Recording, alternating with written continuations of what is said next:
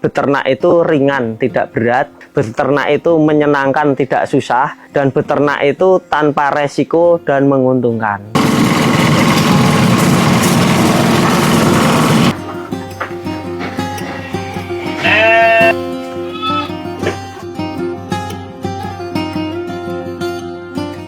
Perkenalkan, nama saya Yainu Suryadi, bergerak di bidang aslinya farm, jadi integrating farmingnya, usaha di bidang ternak sama pupuk dan juga sama penjualan kandang kambing.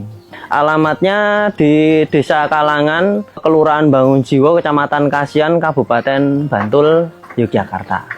Kita aslinya berawalnya itu dari hobi, cuman kita terinspirasi kepada peternak-peternak muda yang lain, itu kebanyakan masih punya semacam kendala-kendala dan lain sebagainya. Terus kita punya inspirasi untuk mempermudah mereka dalam menyalurkan hobi di bidang peternakan mereka itu biar lebih mudah, praktis, nggak repot dan lain sebagainya, terus tanpa resiko dan yang jelas menguntungkan.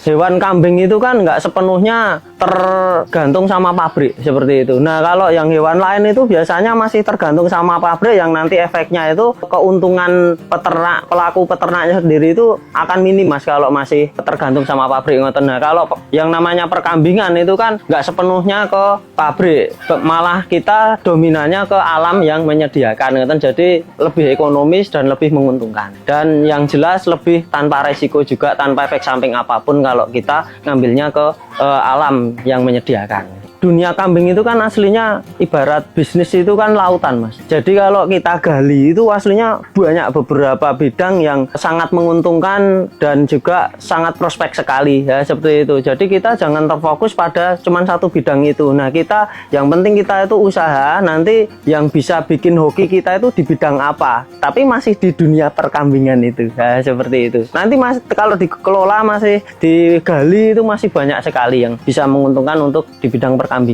Awal mulanya itu kan saya menikah tahun 2005.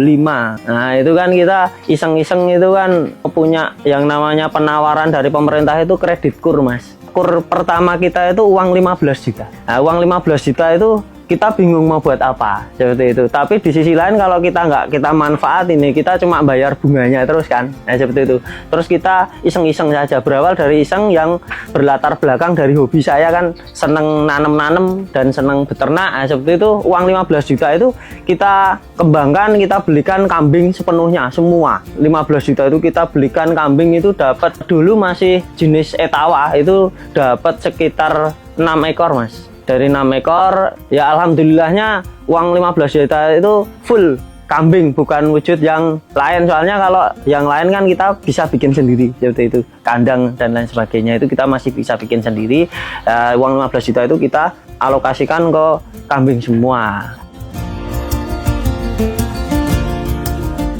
Aslinya kan kendalanya orang ternak itu biasanya ke bosen, Mas. Soalnya kenapa kok bisa ada kata bosen itu, karena bukan sekedar mereka itu cuman ikut-ikutan saja, jadi bukan hobi seperti itu. Nah, kalau misalnya kita itu hobi, nanti dilalai di luar ekspektasi, itu ada semacam kendala dan lain sebagainya. Kalau yang namanya hobi pasti tetap digeluti, Mas. Nanti dicari gimana solusinya, pasti ada solusi seperti itu. Nah, contohnya kalau yang orang ternak itu biasanya nomor pertama yang dirasakan dan bikin orang bosen itu pertama pasti nggak untung, Mas. Kita sebagai manusia yang bisa berpikir, kita harus punya pikiran gimana caranya itu bisa untung, ya kan? Dan resikonya itu bisa kita hilangkan. Nah, seperti itu. Insya Allah nanti kalau yang namanya orang ternak itu bisa menghilangkan yang namanya resiko ternak dan bisa menikmati untung, insya Allah pasti nggak bosen, Mas. Jadi pertama kita gali ke resiko peternak dulu.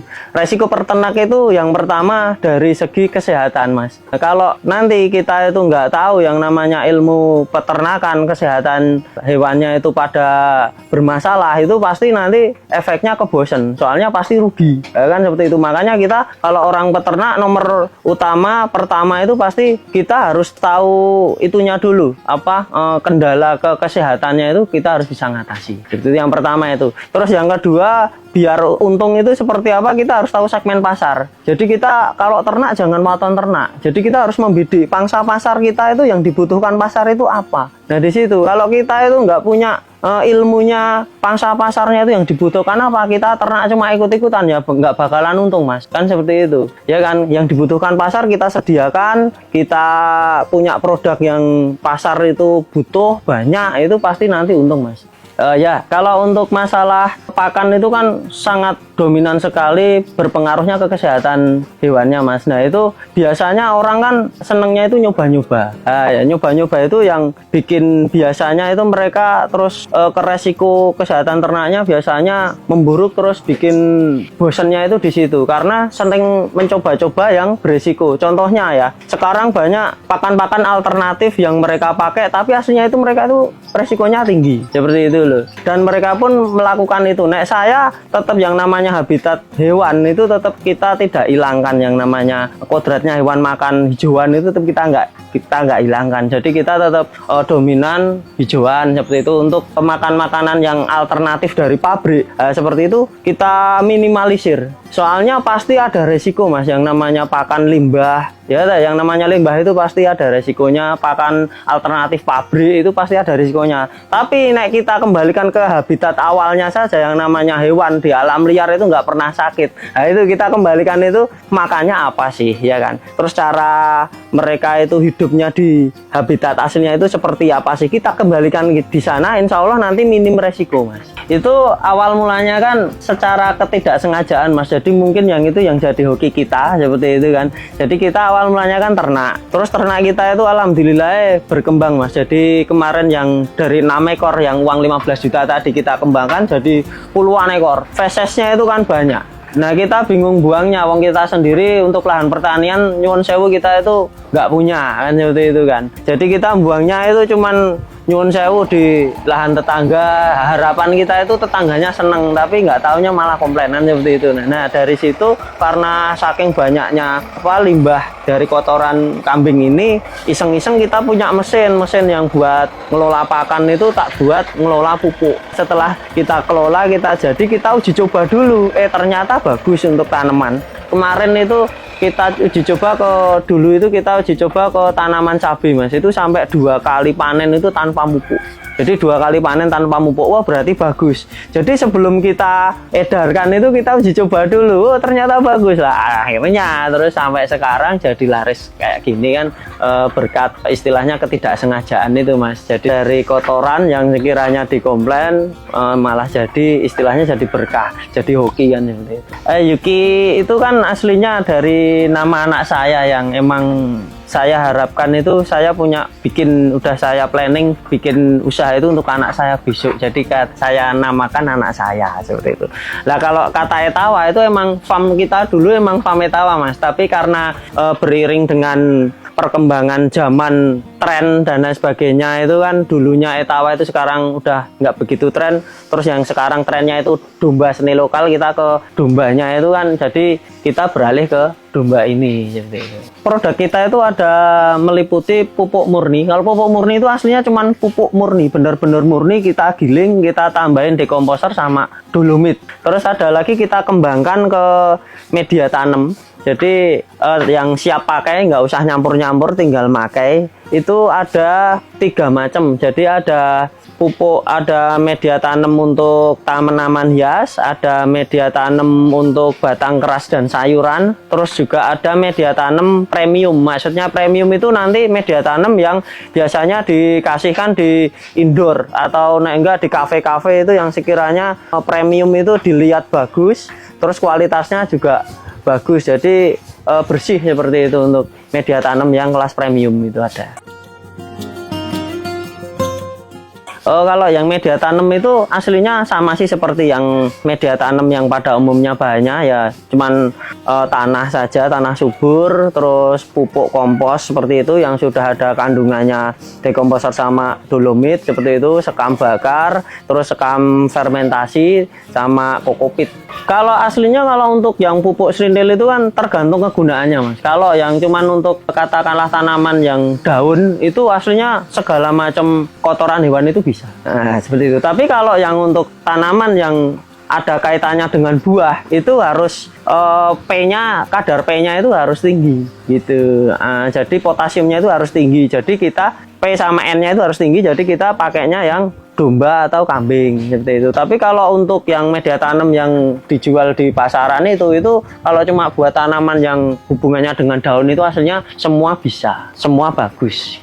Pure kita dari kotoran wong, soalnya kita emang dari awal basicnya itu kan ternak, jadi kita memanfaatkan limbah saja hasilnya seperti itu. Jadi kita nggak kita kembangkan ke yang bahan lain, soalnya kita cuman aslinya basicnya cuman memanfaatkan limbah dari farm kita seperti itu. Kalau untuk produksi pupuknya rata-rata untuk per hari itu tembus sampai sekitar 700 sampai 1000 karung per hari. Alhamdulillah dari produk kita juga udah masuk ke pangsa pemerintahan juga, jadi udah diuji sama mereka, kualitasnya bagus, nggak ada komplain dan lain sebagainya. Nah ini yang mungkin bikin yang membedakan antara produk media tanam kita dengan media tanam yang lain kan mungkin karena itu, dari segi kualitas dan dari segi harga yang kita emang paling istilahnya kalau dari segi harga paling ekonomis tapi kualitasnya paling bagus. Kita untuk bahan media tanam sama pupuk itu kita semua full fermentasi Mas. Ya jadi pasti tidak ada resiko, wong pemerintah aja udah make kan. Padahal yang namanya pemerintah kan pasti lebih teliti daripada konsumen yang biasa kan seperti itu. Kalau pemerintah aja cocok, otomatis kalau yang konsumen yang biasa pasti cocok juga kan seperti itu. Soalnya kita udah jamin untuk proses bahan-bahannya kita full udah aman, kita fermentasi udah tinggal pakai.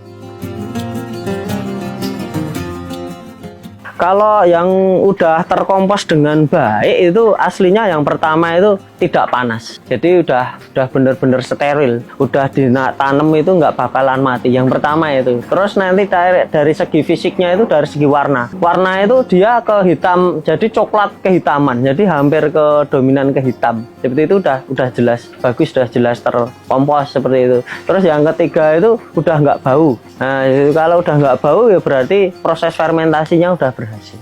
Dekomposer itu kan aslinya bakteri dia. Isinya bakteri yang kita kasih makan itu bisa dari molase atau dari larutan gula seperti itu. Nah, nanti dari bakteri itu dia hidup terus nanti disiramkan di pupuknya itu nanti dia mengkomposkan pupuknya itu lebih cepat. Aslinya bisa sih nggak pakai dekomposer itu pakainya cara yang masih tradisional itu bisa, cuman lama Mas kalau nggak pakai dekomposer.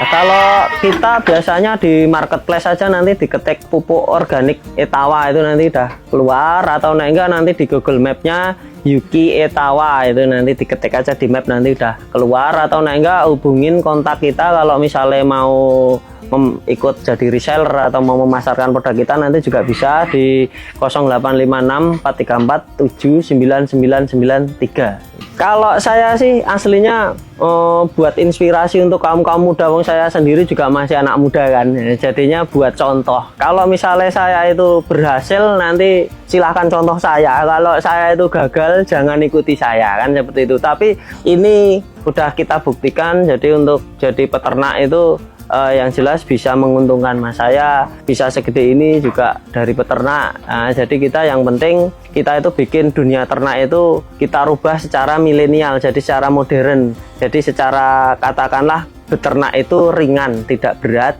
beternak itu menyenangkan, tidak susah, dan beternak itu tanpa resiko dan menguntungkan.